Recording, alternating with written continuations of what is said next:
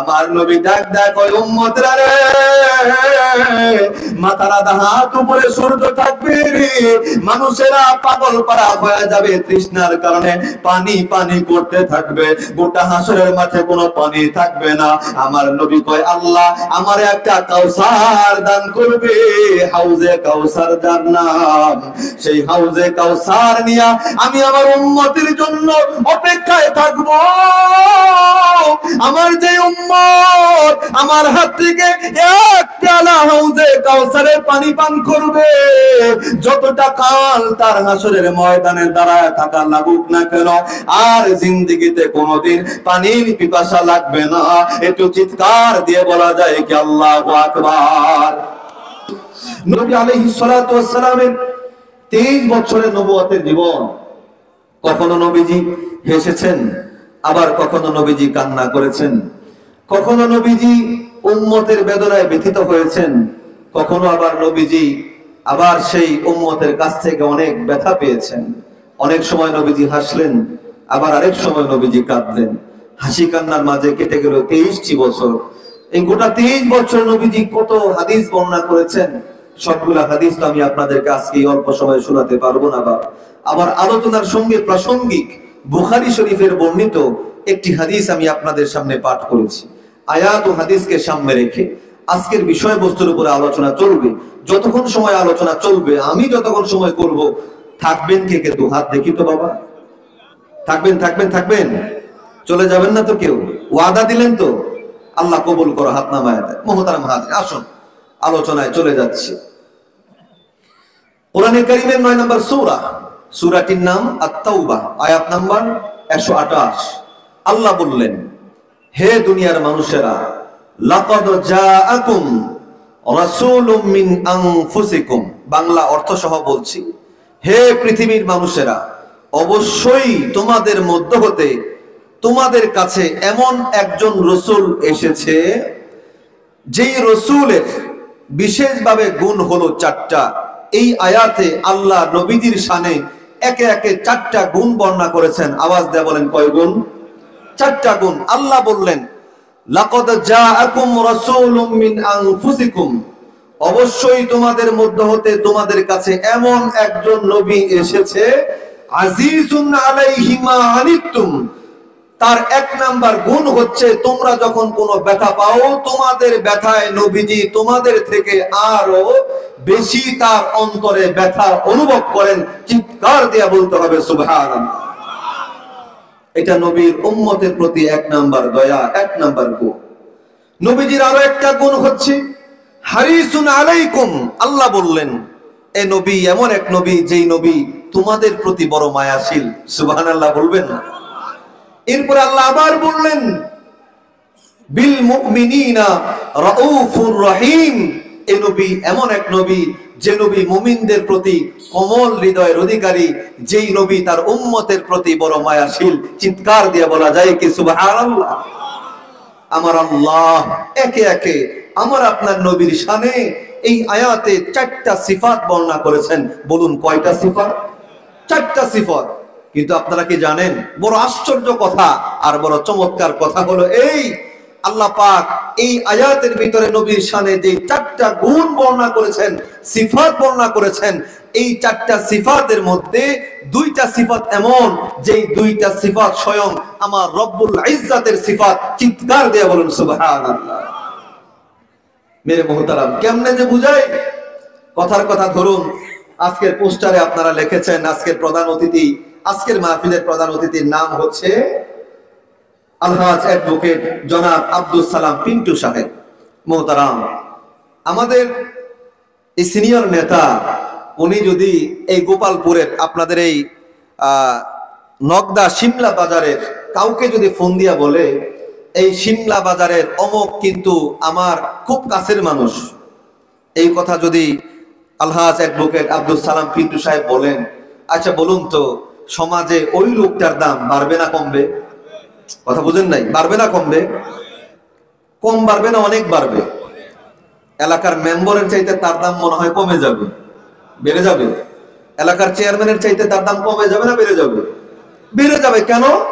কারণ বড় নেতা যিনি, উনি বলেছেন অমুক কিন্তু আমার আত্মীয়, অমুক কিন্তু আমার খুব কাছের। মুহতারাম হাজরিন, এর উপরে যদি কেউ থাকে, ধরুন বর্তমান সিচুয়েশনেই বলি, জনাব তারেক রহমান যদি বলেন যে অমুক গ্রামের অমুক আমার খুব কাছে, তার দাম কি কমলো না আর অনেক বেড়ে গেল? আচ্ছা, বর্তমান গোটা পৃথিবীর সুপার পাওয়ার দেশ আমেরিকা, আমেরিকার ডোনাল্ড ট্রাম্প যদি বলে বাংলাদেশের ওই টাঙ্গাইল জেলাধীন গোপালপুর উপজেলার অমক আমার খুব ভালো সম্পর্ক তার সঙ্গে, আচ্ছা বলুন তার দাম পৃথিবীর হাইসিয়তে, আপনারা অন্যদিকে নেবেন না, পৃথিবীর হাইসিয়তে দাম কমলো না বাড়লো? অনেক কিন্তু বেড়ে গেল।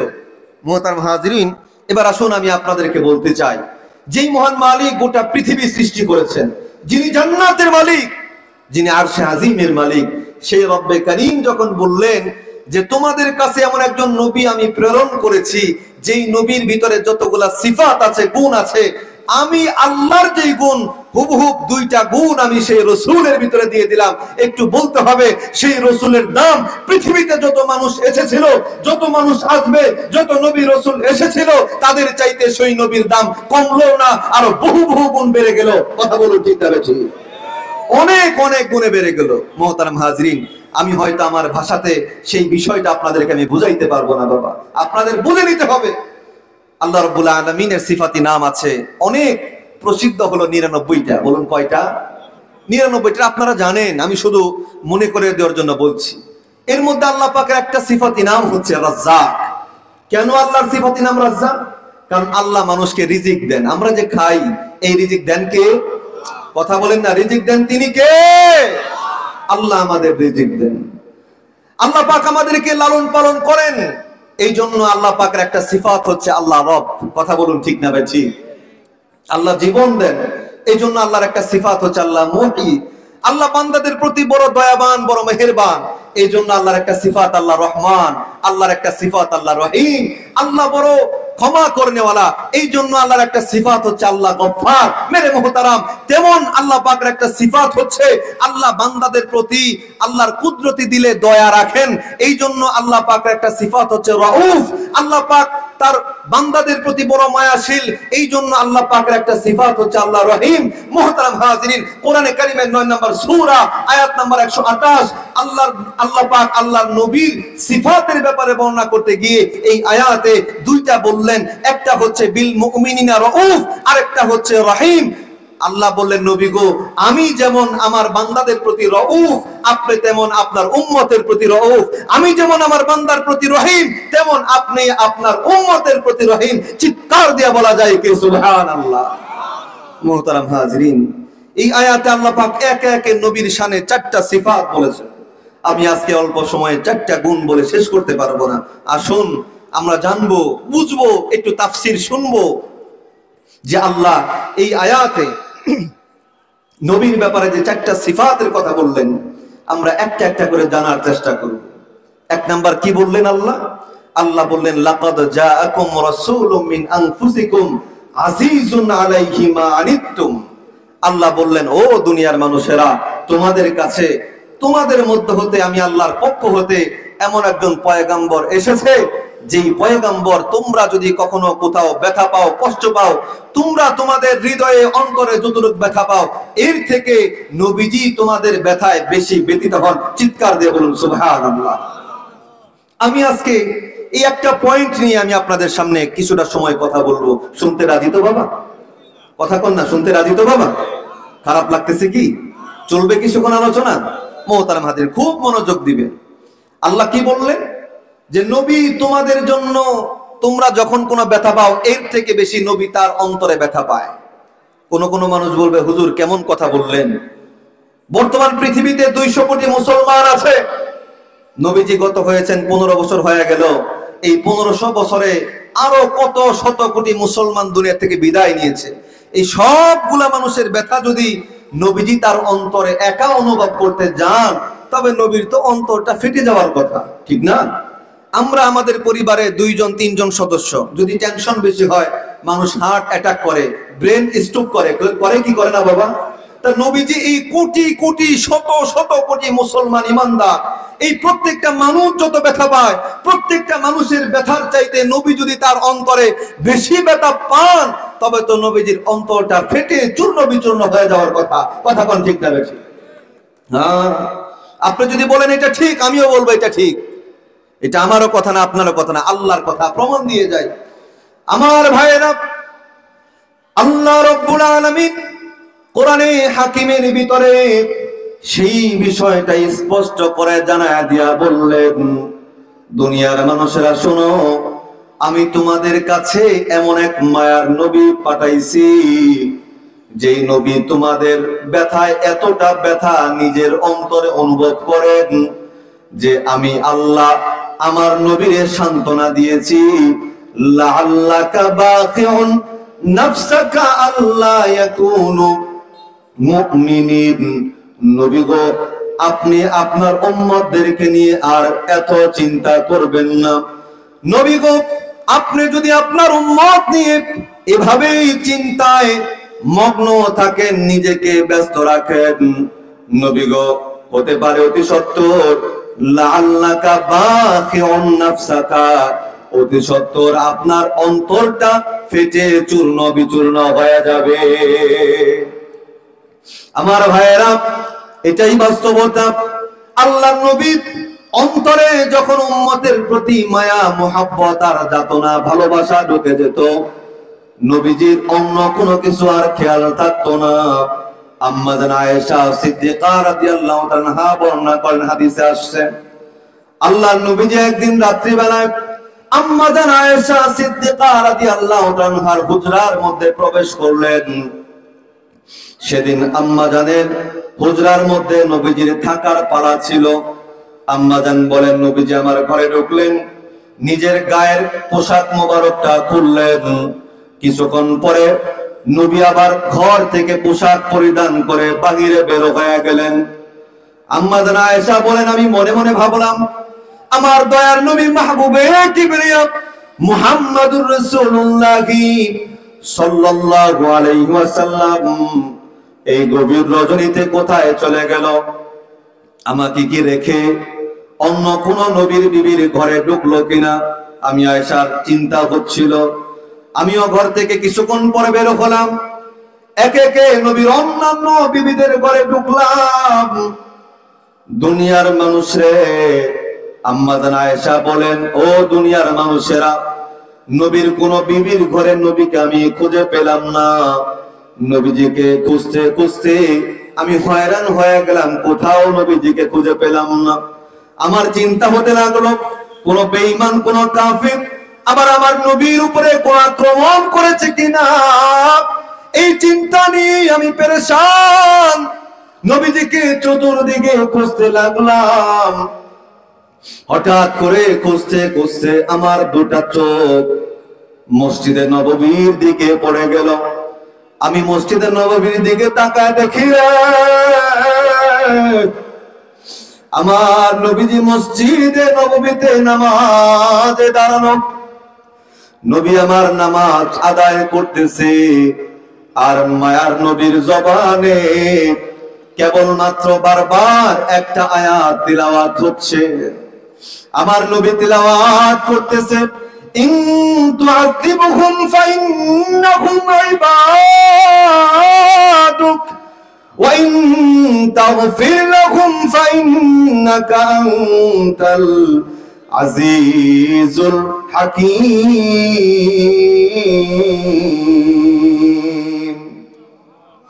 আমার নবী বারংবার, আম্মা জান আয়েশা বলেন, নবী বারবার এই আয়াত তিলাওয়াত করতেছে। আমি নবীজিকে নামাজের মধ্যে বিরক্ত করলাম না, আমি চলে আসলাম আমার হুজরায়। নবীর জন্য অপেক্ষায় আছি, বুঝি নবী নামাজ শেষ করে আমার কাছে আসবে। কিন্তু মুসলমান রে, ইমানদার বান্দারা, আম্মা জান আয়েশা সিদ্দিকা বলেন, রাত গভীর হয়ে যাচ্ছে, নবী আমার হুজরায় আসে না। আমি পেরেশান, এত রাত নবীজি তারপরেও কেন বাড়িতে আসে না? আমি আবার অপেক্ষার প্রহর গুনতেছিলাম। গুনতে গুনতে আকাশে রাতের অন্ধকার কেটে কিছুটা সাদা সাদা ভাব চলে আসলো, মানে তাহাজ্জুদের সময়। এরপরেও দয়ার নবী আমার হুজরায় আসে না। আমি আয়েশা পেরেশান, না জানি আমার নবীর কি হলো রে। আমার নবীরে খুঁজবার জন্য আমি আয়েশা পাগল হইয়া আবার মসজিদে নববীর দিকে ছুটে গেলাম। আমি যেই মাত্র মসজিদে নববীতে তাকাইছি, এবার জান আম্মা জান ডাক দিয়া কয়, আমি তাকায় দেখি রে নবীজির পা মোবারক দুটা ফুলে গেছে, নবীজির দেহটা ফুলে গেছে, হাত ফুলে গেছে, নবীজির লালিমা মাখা সুন্দর চেহারার মধ্যে রক্ত যেন জমা হয়ে গেছে। নবীজি এখনো নামাজে দাঁড়ায় আছে। আরো আশ্চর্য কথা আম্মা জান বলেন, ওই যে রাতের শুরুতে নবীর জবানে যে আয়াত শুনলাম, সারাটা রাত পার হয়ে গেল, আমি যা দেখি রে নবীজির জবানে এখনো সেই আয়াতের তেলাওয়াত হচ্ছে। বুঝো নাই বাবা, বুঝো নাই, নবীর জবানে যে আয়াতের তিলাওয়াত, তার অর্থ হলো, ওগো আল্লাহ তুমি যদি আমার উম্মতদেরকে শাস্তি দাও, আল্লাহ এরা তো তোমারই গোলাম, ওয়া ইন তাগফির লাহুম ফাইন্নাকা আনতাল আজিজুল হাকীম, আর তুমি যদি তোমার বান্দাদেরকে মাফ করে দাও তবে তো তুমি পরাক্রমশালী, তবে তো তুমি দয়াময়। একটু আওয়াজ দিয়ে চিৎকার দিয়ে বলা যায় কি আল্লাহু আকবার? ইমানদারের আওয়াজে বলা যায় কি আল্লাহু আকবার? আমার ভাইয়েরা, সেই রাতের শুরু ভাগে নবী আমার বিছানায় না যায় নামাজে দাঁড়াইছে রে বাবা। উম্মতের চিন্তায় পড়ে নবী আল্লাহর কাছে কোরআনের যে আয়াত তিলাওয়াত করতেছে। রাত পার হয়ে যাচ্ছে, নবীজির পা ফুলে গেছে, হাত ফুলে গেছে, নবীজির কিন্তু কোনো দিকেই কোনো প্রক্ষেপ নাই। কেন বাবা? ওই যে উম্মতের প্রতি মায়া, উম্মতের প্রতি দয়া, উম্মতের জন্য আল্লাহর কাছে ফরিয়াদ, ওগো আল্লাহ তুমি আমার উম্মতকে মাফ করে দাও। এভাবেই নবী আমাকে আপনাকে ভালোবাসা দিয়েছেন। কখনো প্রভাতে, কখনো দ্বিপ্রহরে, কখনো সন্ধ্যার গোধূলিতে, কখনো রাতের আধারে, কখনো প্রচন্ড রৌদ্রের তাপে মরুভূমিতে, আবার কখনো ঝড় বৃষ্টি উপেক্ষা করে নবীজি সারাটা জীবন উম্মতি উম্মতি বলে কেঁদেছে। শুধু তাই না, কখনো যুদ্ধের ময়দানে, উহুদের ময়দানে, বদরের প্রান্তরে, আবার কখনো তায়েফের ময়দানে রক্ত ঝরিয়ে, আবার কখনো নিজের দেশ থেকে দেশান্তরিত হয়ে মদিনার পথে, আবার কখনো হেরার গুহায়, আবার কখনো গাড়ির সুরে, আবার কখনো চোখের পানিতে বুক বাসিয়ে নবীজির জীবিত অবস্থায়, আবার কখনো মৃত্যুর সময়ে, আবার কখনো নবীজি দুনিয়া থেকে বিদায় হয়ে যাবার পরে। এবার জানে গোপালপুরের বাবাজিরা, নবীজি দুনিয়ার জমিনে উম্মত ভুলে নাই, নবীজি দুনিয়া থেকে বিদায় হয়েছে রে। এরপরেও আমার নবী মদিনায় শুয়া উম্মত ভুলে নাই, কবরেও নবী উম্মত ভুলবে না, হাসরেও নবী উম্মত ভুলবে না। এটা আওয়াজ দিয়া বলো কথা ঠিক না ঠিক? আরো উচ্চ আওয়াজে বলো কথা ঠিক না ঠিক?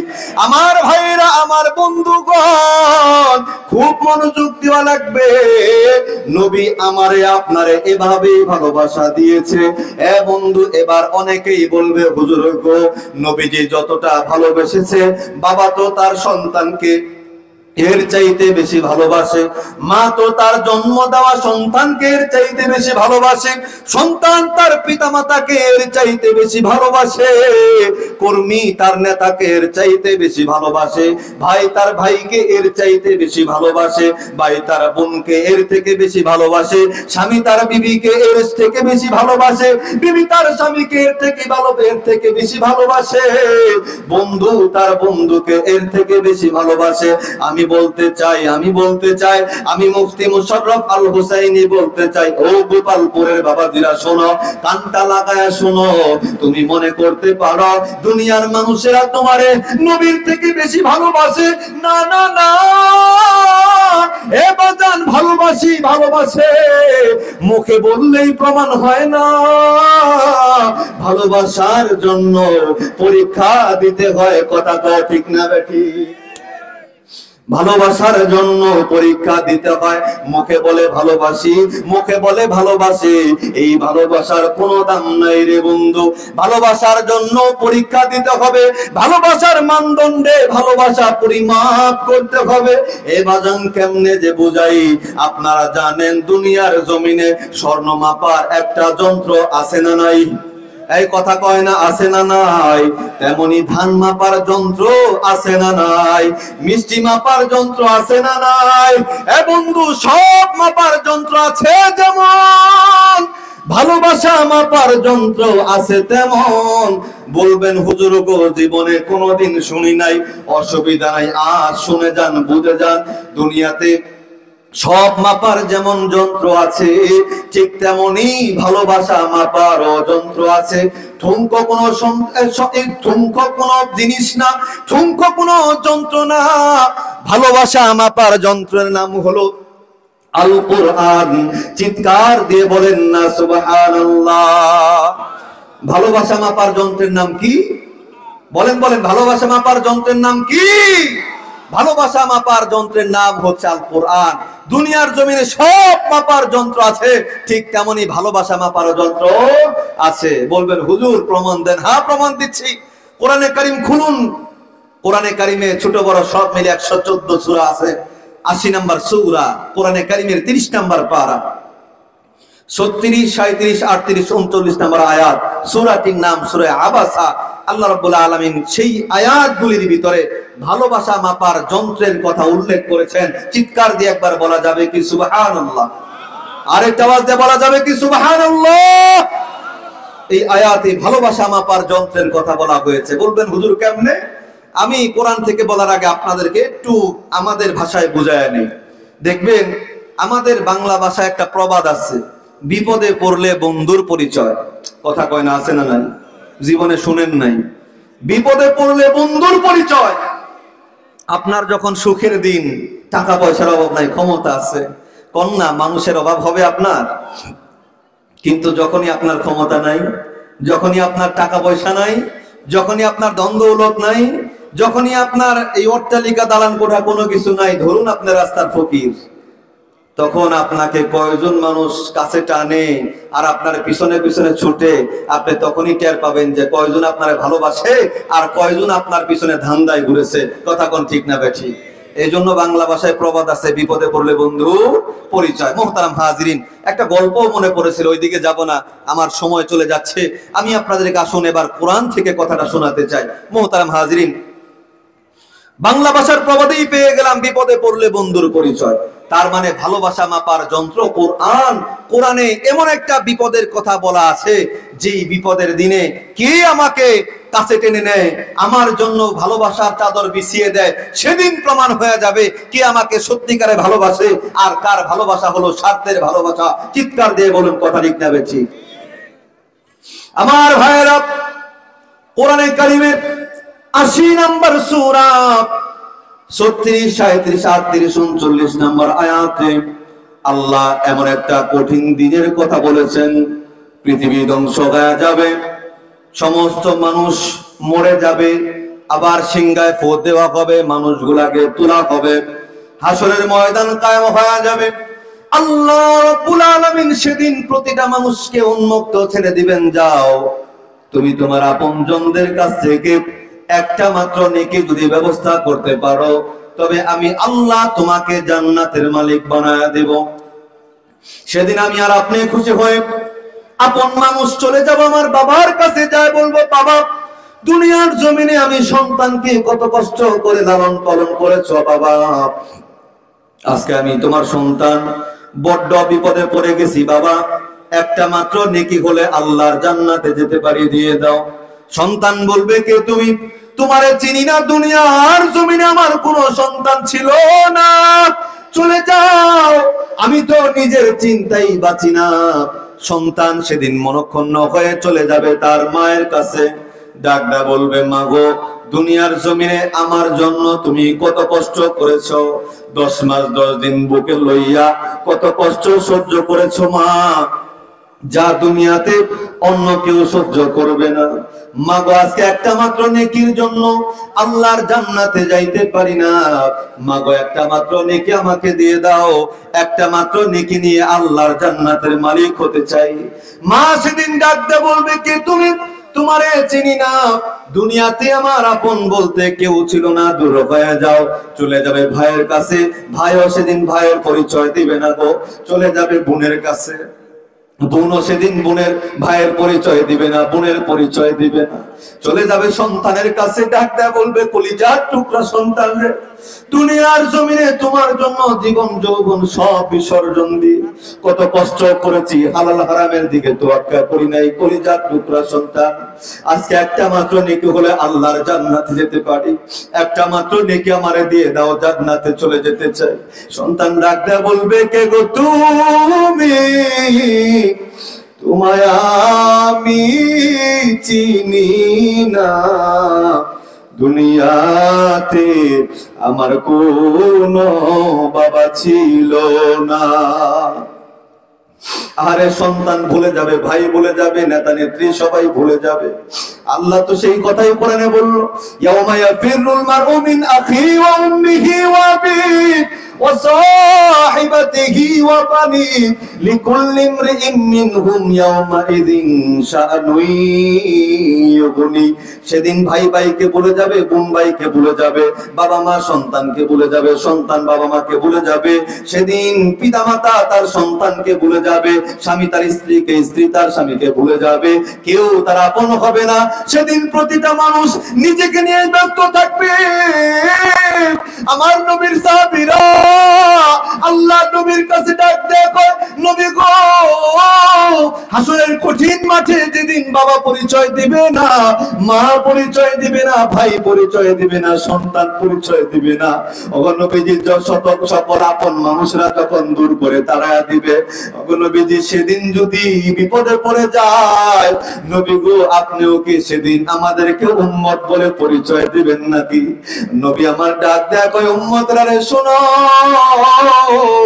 কঠিন হাসরের ময়দানে সবাই তোমাদেরকে ভুলে গেলেও তারা দিলে, আমি নবী কি তোমাদেরকে ভুলবো না, তারা দিব না।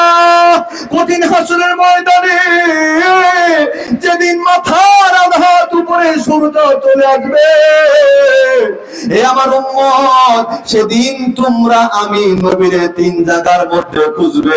একটু আওয়াজ দিয়ে বলা যায় কি, নবীরে খুঁজতে হবে কোন জায়গায়, কয় জায়গায়?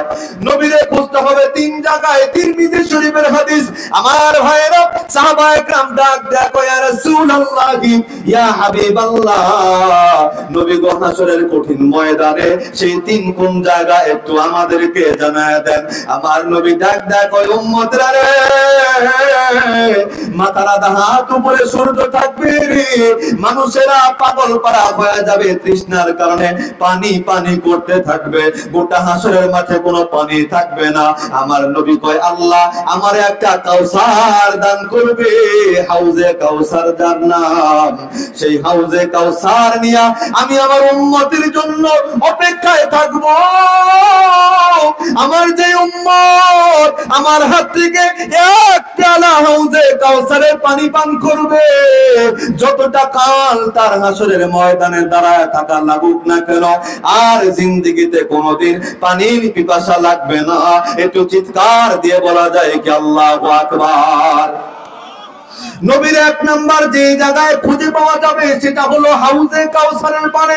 সাহাবীরা জিজ্ঞাসা, নবী গো, বলুন না দ্বিতীয় নম্বর জায়গা কোন জায়গা, যেই জায়গায় আমরা আপনারে খুঁজে পাবো? নবী বলেন দুনিয়ার মানুষের আমলনামা মাপার জন্য আল্লাহ একটা দাঁড়িপাল্লা কায়েম করবে, যেটারে বলা হয় মিজানের পাল্লা।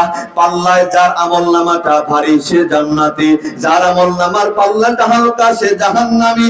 আমার নবী কয় 2 নম্বর আমি মিজানের পাল্লার কাছে দাঁড়ায় থাকবো রে, আমি দেখবো আমার যে উম্মতের আমলের পাল্লাটা হালকা হয়ে যায়, গুনাহের পাল্লাটা ভারী হয়ে যাবে। আমি ডাক দেয়া বলবো ওগো আল্লাহ, এটা আমার উম্মত, তার গুনাহের পাল্লাটা সওয়াবের পাল্লায়, সওয়াবের পাল্লাটা গুনাহের পাল্লায় পরিবর্তন করে ওগো মালিক তুমি তার সওয়াবের পাল্লাটা ভারী করে দাও। আর একটা বার চিৎকার দিয়ে বলা যায় কি আল্লাহু আকবার। সাহাবীরা ডাক দেয়া কয় নবী গো 3 নাম্বার কোন জায়গা, যেই জায়গায় আপনারে পাওয়া যাবে? আমার নবী ডাক দেয়া কয় 3 নাম্বার জায়গা বড় কঠিন জায়গা, সর্বশেষ গাঠি, সর্বশেষ গাঠি। একদিকে থাকবে আল্লাহ পাকের জান্নাত, আরেক দিকে হলো আল্লাহ পাকের হাসরের মাঠ, আর মাঝখানে জায়গা থাকবে হলো জাহান্নাম।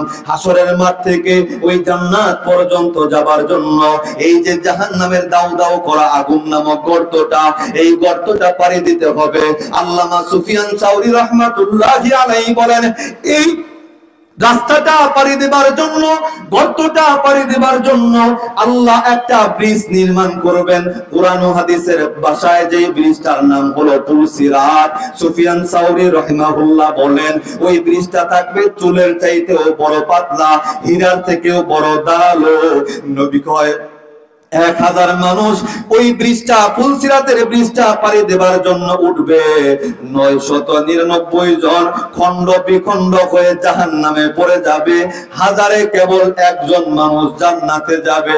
আমার নবী ডাক দেয়া কয় উম্মত রে, আমি তোমাদের জন্য ফুলসিরাতের ব্রিজের কোনায় দাঁড়ায় থাকবো।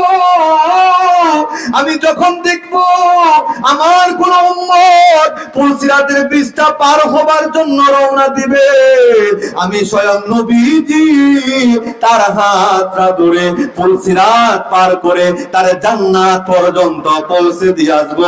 আর একটা বার উচ্চ আওয়াজে বলা যায় কি আল্লাহু আকবার। নবী কয় আমার উম্মতেরা এই 3টা জায়গায় তোমরা আমারে খুঁজে পাবে, কখনো হাউজে কাউসারের কাছে, কখনো মিজানের পাল্লার কাছে, আবার কখনো ফুলসিরাতের কাছে। শুধু কি তাই, যেদিন সকল মানুষেরা ইয়া নাফসি ইয়া নাফসি বলতে থাকবে, বুখারী শরীফের বর্ণনায় হাদিসটি এসেছে, সকল মানুষ ইয়া নাফসি ইয়া নাফসি, আল্লাহ আজকে রহমান থাকবে না, আল্লাহ সেদিন কহার জব্বার হয়ে যাবে। আল্লাহ বলবে লিমানিল মুলকুল ইয়াউম লিল্লাহিল ওয়াহিদিল কাহ্হার, আজকের রাজত্ব কার, অন্য কারো না। কঠিন দয়াময় আল্লাহর হচ্ছে আজকে কেবল একক রাজত্ব। আমার ভাইরা আল্লাহ রাব্বুল আলামিন নিজের সিংহাসনে থাকবে, গোটা হাসরের ময়দান একটাই মাত্র আওয়াজ ইয়া নাফসি ইয়া নাফসি। হায় রে আজকে আমার কি হবে, আমার কি হবে? আদম বলবে ইয়া নাফসি, নূহ বলবে ইয়া নাফসি, ইদ্রিস বলবে ইয়া নাফসি, ইব্রাহিম বলবে ইয়া নাফসি, ইসমাইল বলবে ইয়া নাফসি, ইয়াকুব বলবে ইয়া নাফসি, ইউসুফ বলবে ইয়া নাফসি, সুলাইমান বলবে ইয়া নাফসি, হুদ বলবে ইয়া নাফসি, মুসা বলবে ইয়া নাফসি, হারুন বলবে ইয়া নাফসি, ঈসা রুহুল্লাহ বলবে ইয়া নাফসি। গোটা হাসরের ময়দানে একটাই মাত্র স্লোগান, হায় রে আজকে আমার কি হবে, আমার কি হবে? জানো জানো জানো সেদিন একজনের জবান থেকে শুধু ভিন্ন আওয়াজ ইয়া নাফসি যার জবানে থাকবে না, শুধু তার জবানে ইয়া উম্মতি ইয়া উম্মতি। হায় রে আজকে আমার উম্মতের না জানি কি হয়ে যায়। সকল মানুষরা মিলে আদম নবীর কাছে যায় বলবে আব্বা জান আল্লাহ বড় কহার হয়ে গেছে, আপনি একটু আমাদের জন্য সুপারিশ করুন। আদম নবী বলবে আজকে আল্লাহ যে অবস্থায় আছে আমি আদম সুপারিশ করার যোগ্যতা রাখি না, চলো নূহ নবীর কাছে। নূহ নবী বলবে আমিও পারবো না। চলে যাও ইব্রাহিম খলিলুল্লাহর কাছে, যে ইব্রাহিম আল্লাহর জন্য পাগল ছিল। ইব্রাহিম নবী বলবে আমি পারবো না। চলো ইসমাইল জাবিহুল্লাহর কাছে, ইসমাইল জাবিহুল্লাহ বলবে আমিও পারবো না। চলো চলে যাই মুসা কালিমুল্লাহর কাছে, যেই মুসা কালিমুল্লাহ আল্লাহর সঙ্গে কথা কইছে। চলো মুসা কালিমুল্লাহ বলবে আমিও আজকে আল্লাহর সামনে কথা বলতে পারবো না। চলে যাই, চলো চলো চলো ঈসা রূহুল্লাহর কাছে, ঈসা রূহুল্লাহ বলবে আমি পারবো না। সবাই মিলে সিদ্ধান্ত নিবে, চলো চলে যাই একজনের কাছে যিনি আল্লাহর জন্য যেমন পাগল, আরশের মালিক আল্লাহর জন্য, আল্লাহ তার জন্য তেমন পাগল। আসো চলে যাই মুহাম্মদুর রাসূলুল্লাহর কাছে। সকল নবীরা, সকল মানুষেরা মিলে আমার নবী, আপনার নবী, দয়ার নবী, মাহবুবে কিবরিয়া মুহাম্মদুর রাসূলুল্লাহর কাছে যায় বলবে ইয়া রাসূলুল্লাহ, ইয়া হাবিবাল্লাহ, আজকে আল্লাহ পাহাড়, আজকে আল্লাহ জব্বার, আল্লাহর সামনে আমরা কথা কইতে পারবো না। নবী গো দয়া করে একটু আপনি আল্লাহর কাছে সুপারিশ করুন। আমার নবীর জন্য আল্লাহর সিংহাসনের ডান পাশে মাকামে মাহমুদ ভিভিআইপি আসন রাখা থাকবে। আমার নবী মাকামে মাহমুদের মধ্যে ভিভিআইপি আসনে বসবেন না। আল্লাহর নবী সকলের কথা চিন্তা করে উম্মতের দরদি হইয়া আল্লাহর নবী আল্লাহ পাকের কুদরতি কদমে সিজদায় পড়ে কাঁদবে। আল্লাহ পাকের আওয়াজ থরথর করে কাঁপতে থাকবে। আল্লাহ পাকের কুদরতি দিলে দয়ার সঞ্চার হবে। আল্লাহ ডাক দেয়া বলবে ইয়া রাসূলুল্লাহ, ওগো আমার নবী, ওগো আমার হাবিব, কেন আপনি কাঁদেন? দুনিয়াতে কান্না করেছেন। ওগো নবীজি আপনি আর কাঁদেন না, আপনার চোখের পানি আর সইতে পারি না গো আমার হাবিব। আপনি ইরফা রাসাক, নবী গো আপনি আপনার মাথা উঠান। নবীজি মাথা উঠাবে না। আল্লাহ বলবে নবী গো সালতুতা, কি চাবেন চান, যা চাবেন তাই দেওয়া হবে। বুখারীর বর্ণনায় আসছে নবী আমার তারপরেও মাথা উঠাবে না। আল্লাহ আবার বলবেন নবী গো মাথাটা উঠান, যা চাবেন তাই দিব। নবী গো ইসফাতু শাফা, আবার নবীজি কার জন্য সুপারিশ করবেন? আপনি আজকে যার জন্য সুপারিশ করবেন গো নবী, আমি আল্লাহ আপনার সুপারিশ গ্রহণ করব। আমার নবী তখন মাত্র মাথাটা উঠাবেন।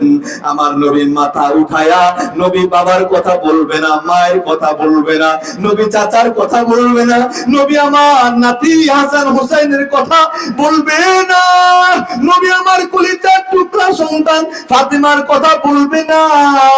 নবী মাথা উঠায়া বলবে ওগো আল্লাহ, আমার একটা উম্মতকে রাইখা, আমার আমার আমার আমার একটা উম্মতকে রাইখা আমি তোমার নবী জান্নাতে যাব না।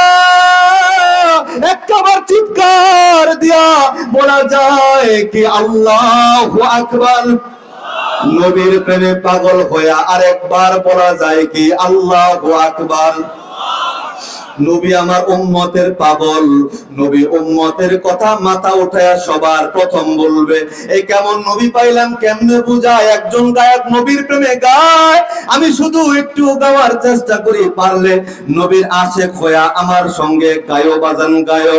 রহমতে আলম নবী, রহমতে আলম নবী, কোরআনে প্রমাণ, উম্মত বিনে কে বুঝিবে আমার দয়ার নবীর শান। আশিক বিনে কে বুঝিবে আমার দয়ার নবীর শান। কথা বলেন ঠিক না ঠিক? গাওয়া যাবে না? কষ্ট হয়? গাওয়া যাবে না? নবীর আশিক হয়ে আমার সঙ্গে গাওয়ার চেষ্টা করুন। রহমতে আলম নবী, রহমতে আলম নবী, কোরআনে প্রমাণ, উম্মত বিনে কে বুঝিবে আমার দয়ার নবীর শান। আশিক বিনে কে বুঝিবে আমার দয়ার নবীর শান। নবী আমার মদিনার বুলবুল,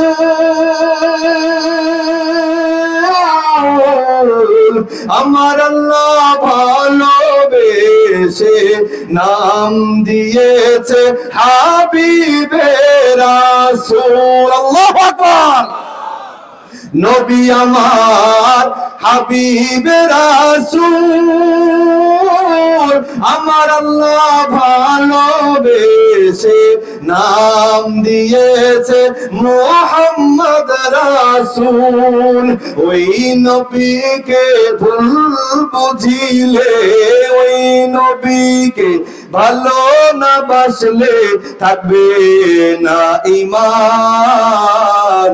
আশিক বিনে কে বুঝিবে আমার দয়ার নবীর শান, উম্মত বিনে কে বুঝিবে আমার দয়ার নবীর শান। চিৎকার দিয়ে বলো কথা ঠিক না ঠিক?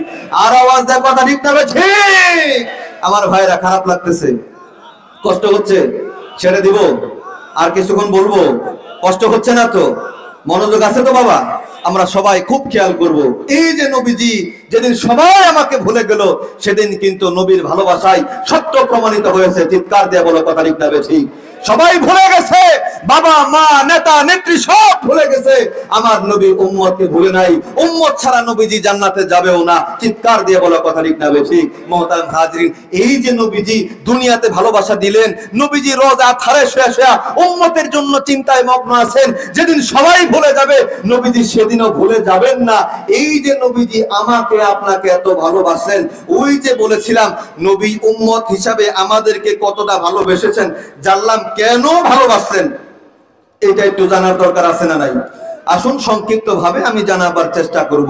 নবীজি আমাকে আপনাকে কত ভালোবেসেছেন বুঝেছি তো ইনশাআল্লাহ। সংক্ষিপ্ত ভাবে এখন জানা লাগবে নবীজি আমাকে আপনাকে এত ভালোবেসেছেন কেন? কোনো কারণ আছে না নাই? দেখুন, কারণ ছাড়া কেউ কোনো কিছুই করে না।